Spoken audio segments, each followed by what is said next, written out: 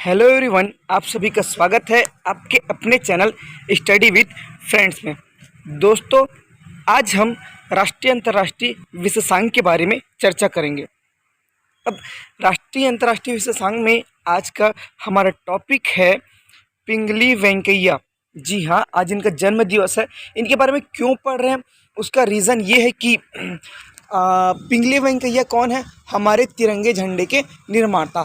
ठीक है, तो अभी इसका डेट ऑफ बर्थ है, लेकिन ये हाल ही में चर्चा में क्यों है, इसको क्यों पढ़ रहे हैं, करंट में क्या इसका लाभ है, इसको देखते हैं। क्योंकि हाल ही में हमारे मोदी जी ने लास्ट संडे जो लोकवाणी चला ना, है ना, लोकवाणी तो भूपेश बघेल जी का है, इनका मन की बात। तो मन की बात में इन्होंने किसके बारे में बात किया था? हर घर तिरंगा अभियान के बारे में बात किया था। चलिए उसको आगे देखते हैं। पिंगली वेंकैया के बारे में थोड़ा सा जान लेते हैं। पिंगली वेंकैया जी का जन्म हुआ था 2 अगस्त 1876 को। स्थान था आंध्र प्रदेश के मछलीपट्टनम के निकट भटला पेनुमारू। ठीक है, भटला पेनुमारू नामक स्थान पर इनका जन्म हुआ था। इनके पिताजी का नाम था हनुमंत रायडू, माता जी का नाम था वेंकट रत्नम्मा। ठीक है, इनकी माता का नाम क्या था? वेंकट रत्नम्मा। ये तेलुगु परिवार के या तेलुगु ब्राह्मण कुल से संबंधित थे। अब भारत ध्वज की रचना कैसे हुई, इसके बारे में थोड़ा सा जानकारी देखते हैं।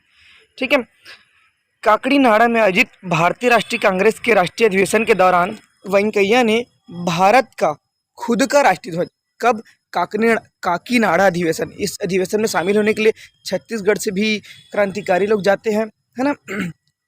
तो इस अधिवेशन में शामिल होने वेंकैया नायडू जी ने कहा कि पिंगली वेंकैया ने कहा कि हमारा खुद का क्या होना चाहिए? राष्ट्रीय ध्वज होना चाहिए। तो यह विचार किसको बताया? वो सबसे पहले गांधी जी को बताया। तो गांधी जी को बताया तो गांधी जी ने बोला कि एक काम करिए, आप राष्ट्रीय ध्वज का प्रारूप तैयार कीजिए, फिर आगे देखा जाएगा कि ध्वज कैसा होगा करके।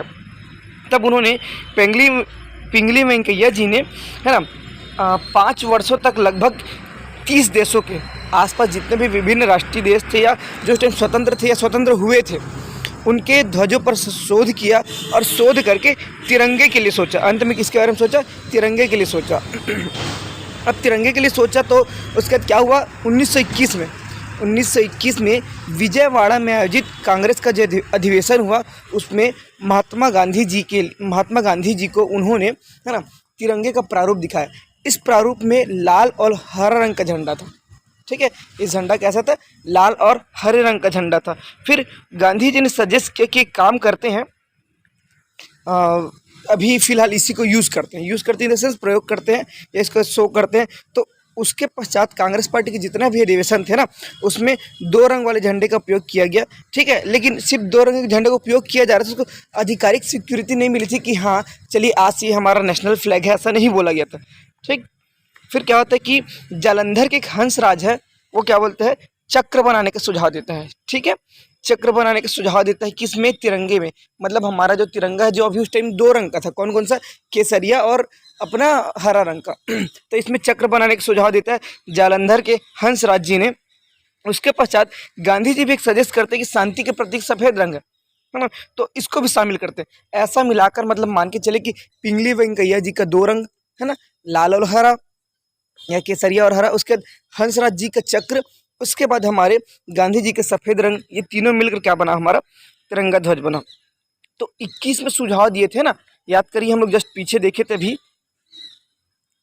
ये हमारा 1921 में विजयवाड़ा में आयोजित राष्ट्रीय ध्वज में क्या किया? उन्होंने सजेशन दिया। और उससे पहले 5 वर्ष पूर्व वो क्या बोलते थे? गांधी जी से बात की थी कि हाँ हमारा एक तिरंगा ध्वज होना चाहिए करके, या एक ध्वज होना चाहिए करके। ठीक है, तो 21 के बाद 31 में ये बोलते हैं कि हाँ अब कांग्रेस के कराची अधिवेशन में हमारे पास एक ध्वज है। तो ध्वज कैसा है? केसरिया, सफ़ेद और हरे रंग का बना एक ध्वज है। इसके बीच में क्या हो गया? चक्र के बदले क्या किया गया? अशोक चक्र को लिया। जो जालंधर से जो हंसराज जी ने एक सजेशन दिया था, किसके बारे में? चक्र के बारे में। तो चक्र क्या लिया गया? हमारा अशोक चक्र को ले लिया गया। ठीक है, ताकि हमारा राष्ट्रीय का प्रतीक रहे करके। आगे देखते हैं। अब ये चर्चा में क्यों हुआ? क्योंकि हर घर तिरंगा अभियान हमारे मोदी जी ने या प्रधानमंत्री मोदी जी ने इसके बारे में बात कही।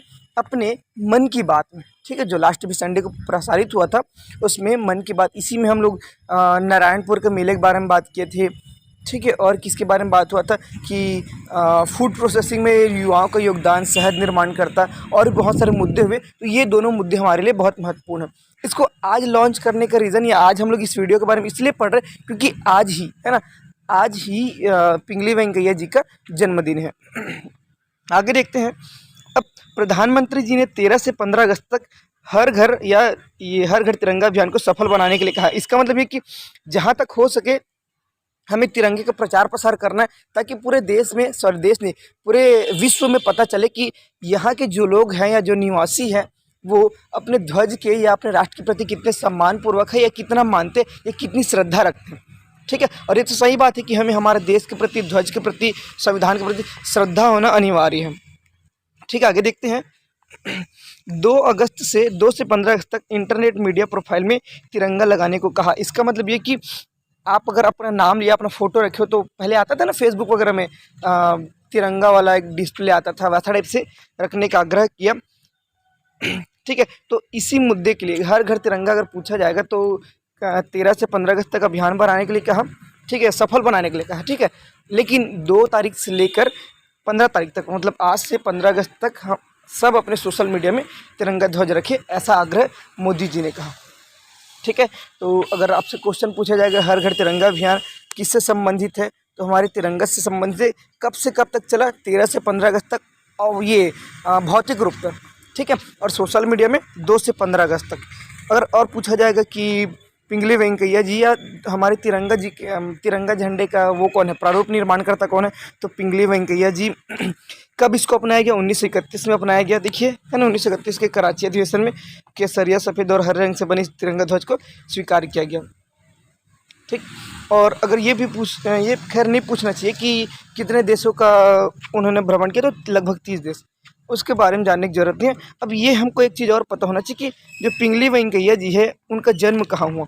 तो उनका जन्म हुआ है हमारा आंध्र प्रदेश के मछलीपट्टनम के निकट भटला पेरूमारू नामक स्थान पर, ठीक है। अपन आंध्र प्रदेश बस याद रखेंगे, वो भी इनफ है, ठीक। चलिए आज के लिए बस इतने ही। Thank you. अगर हमारी वीडियो आपको पसंद आती है तो वीडियो को लाइक कीजिएगा, चैनल को सब्सक्राइब कीजिएगा और कमेंट कीजिएगा। साथ ही अपने उन दोस्तों को शेयर कीजिएगा जिन्होंने हमारे चैनल सब्सक्राइब नहीं किया है, और जो हमारे वीडियो पर नए हैं उससे रिक्वेस्ट है कि आप प्लीज़ चैनल को सब्सक्राइब कर लीजिएगा। हर रोज़ आपको राष्ट्रीय, अंतर्राष्ट्रीय और छत्तीसगढ़ के विशेषांक में वो करंट मिलेंगे या एनालिटिकल करंट मिलेंगे जो आपके हर एक एग्ज़ाम में, पीएससी प्री, मेंस, इसके साथ साथ अगर इंटरव्यू में कोई क्वेश्चन आता है तो उसका एनालिटिकल व्यू कैसे देना है आपको, ये बताया जाएगा। Thank you.